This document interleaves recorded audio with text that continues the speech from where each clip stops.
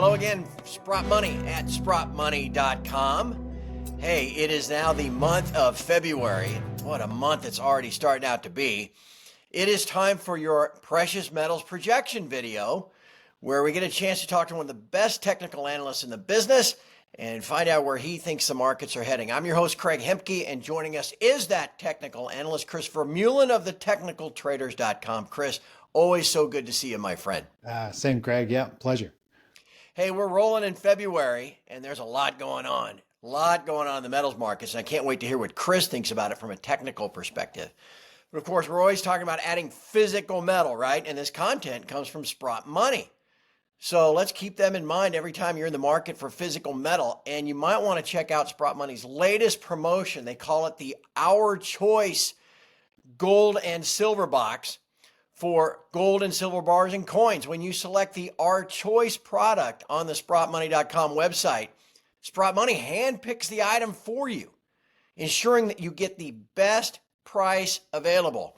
Each piece contains a minimum of that 99.9% pure silver or pure gold, giving you the best value for your dollar. And again, always free shipping and insurance on any order over $500. Go to sprottmoney.com, give them a call, 888-861-0775. Look at my boy Chris, got the website right up there so you know what it looks like. And again, keep them in mind every time you're in the market for physical metal, while you can still get your hands on some. We'll talk about that in a second. Chris, though, let's start. I mean, you don't just simply focus on the precious metals. That's important for people to understand. In all your daily briefings and all that you do for your subscribers, you're always looking for the best sector, the best asset now.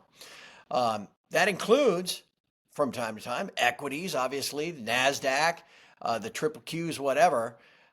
Let's start there. How do the markets in general, the U.S. markets specifically, equity markets, look to you here as February begins?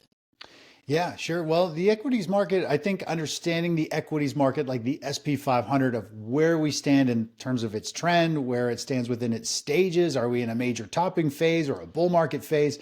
Understanding where we are in the equities market helps us navigate the precious metals market.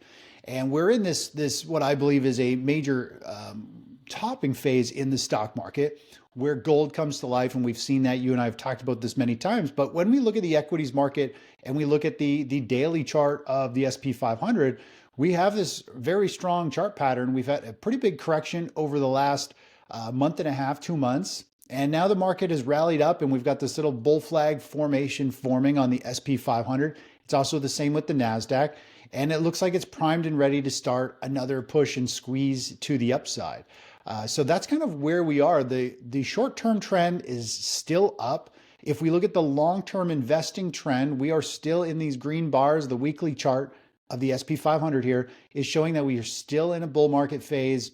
It's not a really strong bull market. Again, the majority of stocks aren't performing very well. It's just a handful of large techs dragging the indexes up to make people think it's a very strong market. But we don't want to fight the trend. So this looks like we want to push higher. I think there's another 5% on the SP500, maybe about 8% on the QQQ. And if we were to look at the shorter term chart, Craig, when we look at this 30-minute chart here on the left, what I like about this is over the past couple sessions or few sessions here, we've seen the market create these lime green areas. And this is when the market is oversold within an uptrend. And usually that's when everybody's panicking. And then we see the market have this strong rebound. We had this again just this week, and the market opened sharply lower, and then we got oversold. And we've been seeing the market rip higher, recouping pretty much all of that and then some to the upside. So these oversold conditions are telling us that, hey, this market is still intact. When we have panic selling in the stock market, when people are dumping shares, people are stepping back in and buying them up. So the buy the dip mentality is still here, and it looks like the market wants to go higher. We had a positive close on the month. That generally means the market wants to close or trade higher for the year. It doesn't mean it's always going to happen, but right now the market is still bullish long-term and short-term, so you don't want to fight this trend just yet. Are there sectors within the equity market that currently qualifies that best asset now that really have your attention? Yeah, I mean, believe it or not, the gold miners, GDX has gone to the top of our list as the best asset right now in Wow. terms of price action. It was at the bottom of the list along with silver Yeah. miners, not that long ago. And now it's Right. back at the top. So you can see this huge screaming rally to the upside. Money's piling in. This blue line on the volume is telling us on balance volume. People are accumulating it and holding it, which is why it's going up. The way that gold miners have been moving, which have gone to the top of the list, then they were at the bottom of the list like a month and a half ago. Now they're back at the top of the list. Tells us we're in this stage three topping phase. It's not doing it just with gold miners. It's doing it with all kinds of sectors. They're top performers, then they're worst performers, and that means sector rotation is happening. There isn't real commitment into a sector. People pile in, drive it up, and then they dump the shares and they get out and they move to another one. It looks like gold miners have done very well recently, but they're far from the highs still. Silver miners are the same. They're actually underperforming even more.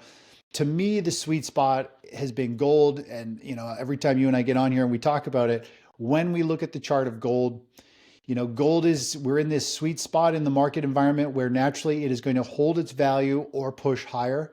And when we look at the stage analysis of where we are in this market, let me just zoom out a little bit here. I believe we're in a major topping stage for a bunch of different reasons. But when we look down at what assets do well, more so precious metals, gold specifically holds up the best. And this is why I've been saying, physical gold is the best way to go. Don't get into miners, don't get into those because they're probably going to underperform versus gold. And I see this all the time with subscribers and followers. They all pile into gold miners because they want to make more money. But the reality is, silver miners are like 20% off the highs while gold's making new all-time highs. Just move to the asset class that is moving higher and in the trend that you want, which is physical gold. But people don't want slow, boring gold because it doesn't produce huge returns. But you can trade the 2x ETF on it. You can trade call options on gold. So my whole thing is like just focus on which asset is moving in the direction you want, and then you can apply the leverage. If it's a slow moving thing, then apply leverage to get the juice so it moves like a stock, but you get the consistency and the accuracy of a winning trade. So that's kind of where we are, is in this phase where the stock market, as it's trying to put in a major top, I believe this year, gold is going to want to hold up and it's going to perform the best. And as you and I were just talking before we hopped on here, there's all kinds of stuff going on in the precious metal space right now in terms of where gold is shuffling and can you even get physical gold and all of that. But, when we look at the view of gold, it's just had a series of rallies and pauses. Yep. And it just came out of a big pause. And the next move is about 3,050. That's the next upside move in the target. And Craig, you and I look at this long-term chart of Yes. gold and the Yes. Fibonacci levels of this.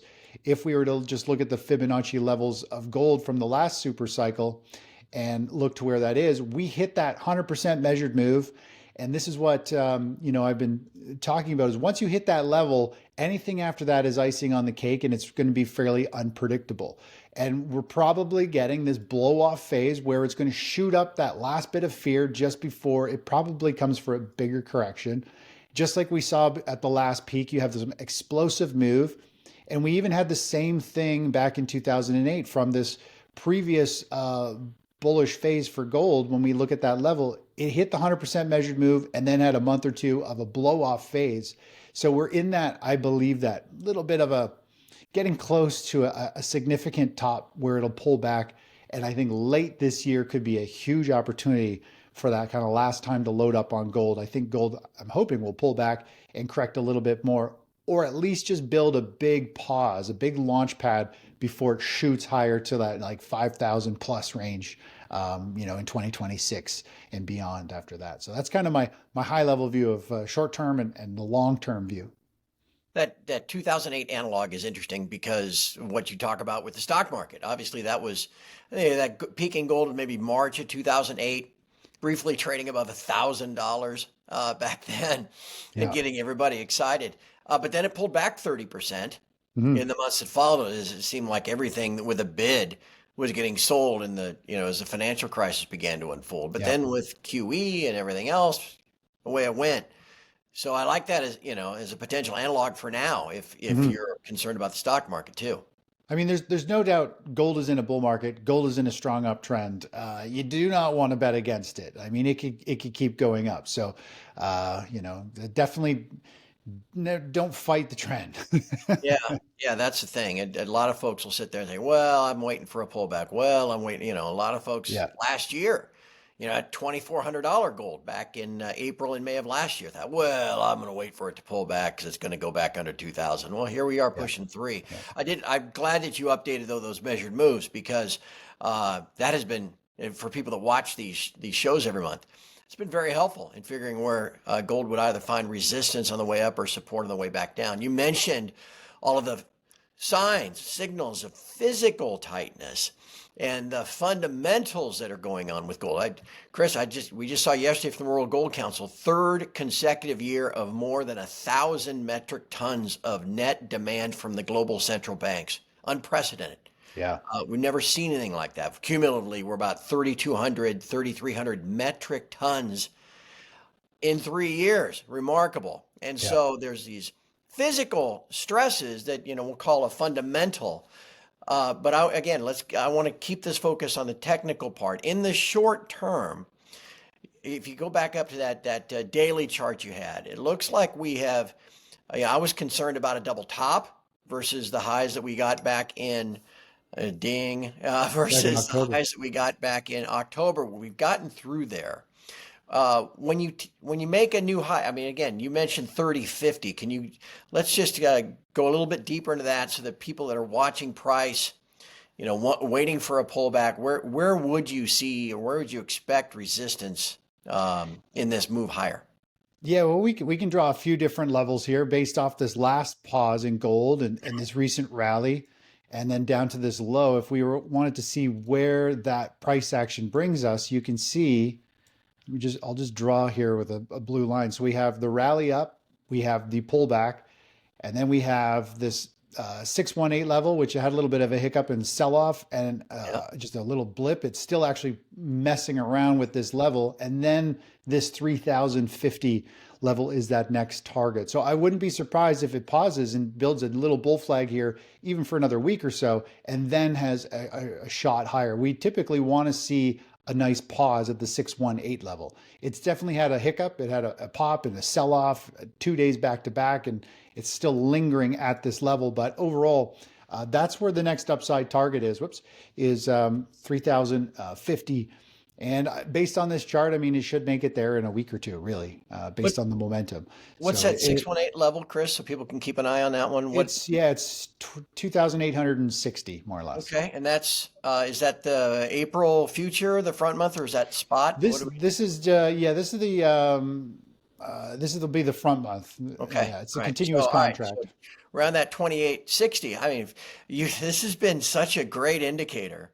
I even remember back last year, it was like, okay, if what was it, 2550 or whatever that was, or maybe lower than that. Once we got through that as a 618, it was going to keep going, and it paused right there and then just blasted higher. Yeah. So that's great information. Let's, in our remaining time, take a look at silver as well, because silver too, Yeah. having these signs of physical tightness, lease rates are spiking. Here's one for you, Chris. There's a guy by the name of Bob Coleman who keeps track of the amount of shares that are available to borrow if you want to short the SLV. And back in January, there were millions of shares. I think 10 million shares that were Oh, available wow. short. As of yesterday, it was down to 100,000. That's a 99% reduction if I'm doing the Yeah. math right. Which again is just showing a reluctance of people to lend it out and that there's obviously some tightness. So anyway, that's fundamentals. On the chart of the futures, the March futures, what do you see and what are some levels to watch? Yeah, it has much of the similar pattern as gold. It's at a series of moves up and pauses. Obviously, every pause here with silver is much more volatile, more wild. It's Mhm. messier. It's an uglier chart. I've never been a fan of the silver chart ever. Yeah, Very why very wouldn't rarely do I like it, which is why I always default to gold.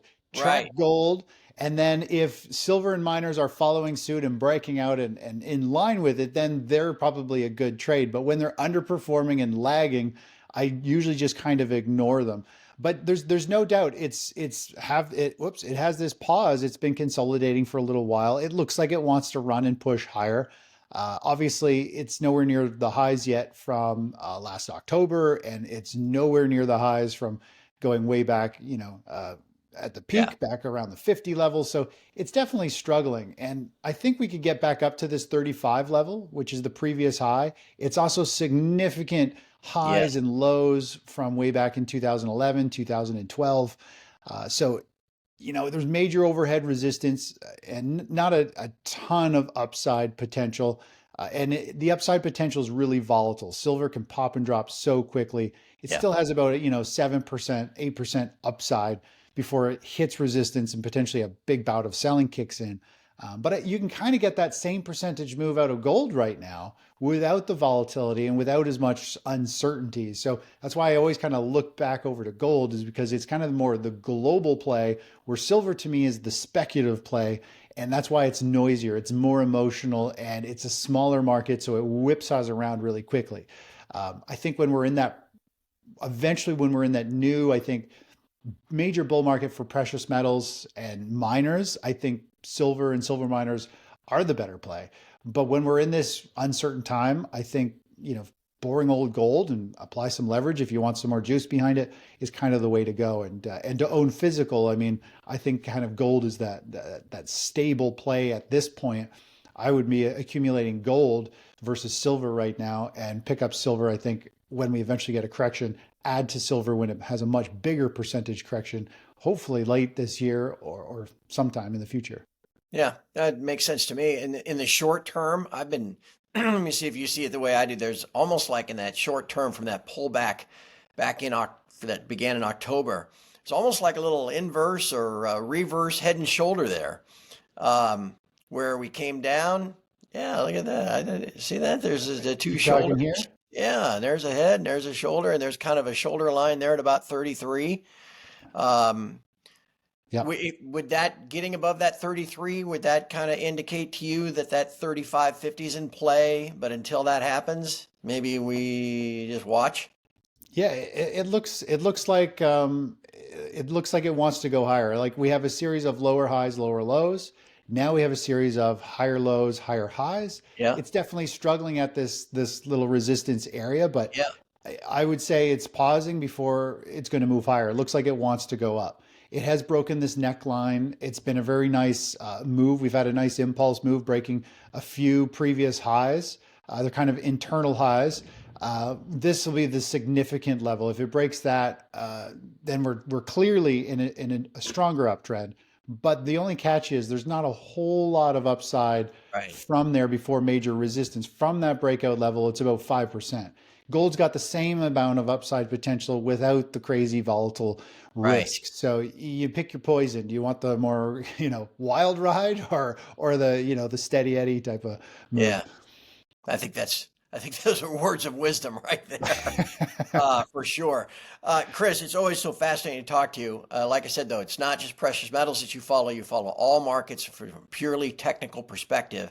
Tell everybody else where they can find your work and what they can expect at Sure. the Technical Traders. Yeah, I mean, if they want, they can go to my website, thetechnicaltraders.com. And my whole goal, my whole mission here is to really just try to help people avoid bear markets, not, give up their lifestyle, their retirement. And I share my trades. So I do ETF trading only, and more or less, whatever I trade with my portfolio is what I share with subscribers. My success is your success. Super educational. I provide daily morning videos before the opening bell if you want to really tune in. And you just copy my trades. I have 5 to 12 trades a year to adjust my portfolio. And this works really well with large portfolios, small portfolios. It's designed to remove the volatility and in your portfolio, and allow us to take advantage of sideways and falling markets. Allow us to keep watching our account grow. And if you want, you can go to my YouTube channel, The Technical Traders. I just actually did a video on Fibonacci, on how to use Fibonacci extensions, how powerful it is, how simple it is. And there's a few key things you need to know how to chart it. Once you master Fibonacci, it works for any time frame. So You can check out that and learn a little bit there too. Which is, I have to watch that one myself. I find it so fascinating. For people that don't know what a Fibonacci sequence is, just Google that term and then go, how in the world do these markets move like that? At It these, is it's wild. just crazy. Yeah. Yeah, just crazy. But anyway, it's not crazy what you do though. And I want everybody, again, just my personal opinion, check out the technicaltraders.com. And I know Eric Sprott has always been a big fan of your work too. Yeah. Chris, thank you. Gosh, we'll see where we are by early March when we have the next precious metals projection video. It should be pretty interesting. Yeah. All right. Thanks, Craig. Always a pleasure. Take care. And just a reminder, everybody, please like or subscribe on whichever channel you've been watching this. There's going to be a lot more content coming here in February and as we go through the year. You don't want to miss any of it. All of it from SprottMoney.com, your dealer of choice. Be sure to check them out every time you're looking for physical while it's still out there. Call up SprottMoney.com or give them a call at 888-861-0775. Thanks, Chris, and I look forward to talking to you again next month. Sounds great. Take care.